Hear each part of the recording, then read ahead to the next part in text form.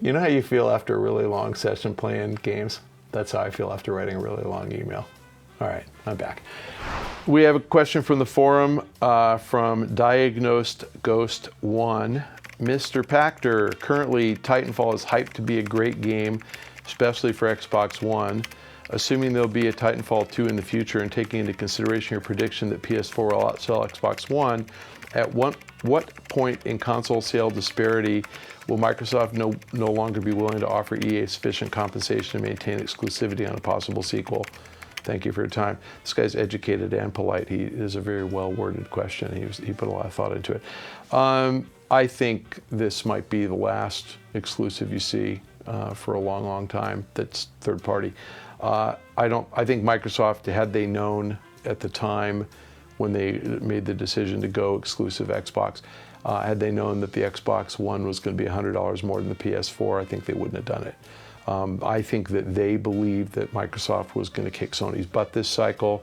I am quoting John Riccitiello back in 2012, who told me that he thought that Microsoft was going to eat Sony's lunch the next cycle. But we all thought so, because we thought that Xbox 360 had a large, loyal installed base of multiplayer, and we thought that Sony would price about the same as the Xbox, and we didn't think Xbox One would be $500. I frankly thought they were both going to be $400, and a possibility the Xbox One would be $350. I thought Microsoft might be that bold. They made a mistake and they priced too high, and I think that caught everybody by surprise. So I haven't talked to Riccitiello about this since, but it's pretty clear that at a $100 price advantage, Sony's going to beat out Xbox One until they're priced the same. And I think that you will not see Electronic Arts. For the record, John Riccitiello is no longer CEO at Electronic Arts, so he's probably not going to be involved in the Titanfall 2 decision. But he certainly was involved in the Titanfall 1 decision, and absolutely Microsoft guaranteed something to EA in exchange for exclusivity. My guess is they guaranteed something to Respawn as well, because these are going to be lost sales. And I would expect that it's not a multi-game exclusive. I think it's one, and I think Titanfall 2 will most definitely be on both. The bad news is that probably isn't going to come out for 3 years, so it's probably a 2017 release, but probably worth the wait. We have a question from the forum from Sam Stam.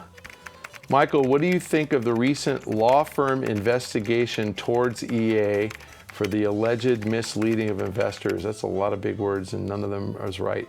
I know shareholder investigations are common for any company with an IPO, but what does this mean specifically for EA? All right, it's not an investigation, it's litigation, so that means it's a lawsuit. Law firms don't investigate, private investigators investigate, law firms litigate. And this alleged misleading of investors, what the shareholder suit is saying is that EA failed to disclose to investors that that Battlefield was going to be buggy. Newsflash, all games are buggy, and it's just, sorry to say this, but shit happens. I think that unfortunately in our society, an industry has arisen that is class action lawsuits where the only people who make any money are the lawyers. I own all sorts of stocks, and I sell them, when they go up or down or whatever. And I get probably a piece of mail every 2 months that asks me if I want to join the class, and I always read them because I am a lawyer and I know how to read them. And it says, if we are successful, you will get a settlement of $1.20. I remember I had one that I'd get $35, and I couldn't even tell you which company it was or what they allegedly did wrong. But if you look at when you add it up and you add up all the millions of shareholders, the law firm is suing for 50 million, and they get 15. And then the million shareholders that are left split 35 million, and they each get $35.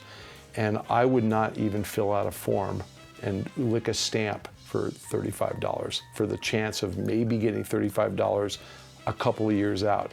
And the form to join the class is just a pain in the butt. I have to go document when I bought the stock, when I sold it. For $35, I'm not going to go pull out my records and try to figure that out. It's just too much work. It's not worth it. So if it's something that takes me an hour of my time for $35, I make $36 an hour, so it's not worth it. I need to be paid $36 to do it. That is about what I make. So I think the whole thing is stupid, and I think suing a company for making a bad game is just the lamest thing ever.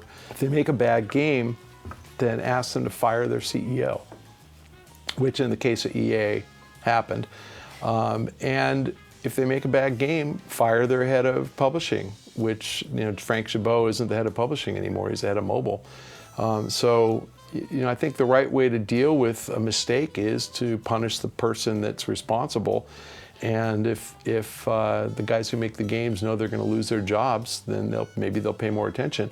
The truth is that Battlefield got an average Metacritic score of something like 83. I guess the defense is that the guys who rated the game weren't playing multiplayer at peak hours when the servers crashed and when the game got buggy because the servers weren't responding quickly enough. Whatever, it's a good game. They did a good game, and I know it's buggy. What are you going to do? It's buggy. It happens, and they'll fix it. And I think they already have fixed it. But anyway, lawsuits about that. It's like, return the game and ask for your money back if you can't play it. I don't get it. So that's what I think. All right, fellow babies, I really appreciate all the intelligent questions, and I sort of appreciate the dumb ones, but you have to be ready for a little pack venom if you ask a dumb question, because it's just so hard to deal with. So I apologize to anybody who I may have offended on this episode or a future episode or a past episode. Don't ask dumb questions, and if you do, just do it with a thick skin, because I probably will say it's a dumb question. Thanks for joining us on Pach-Attack.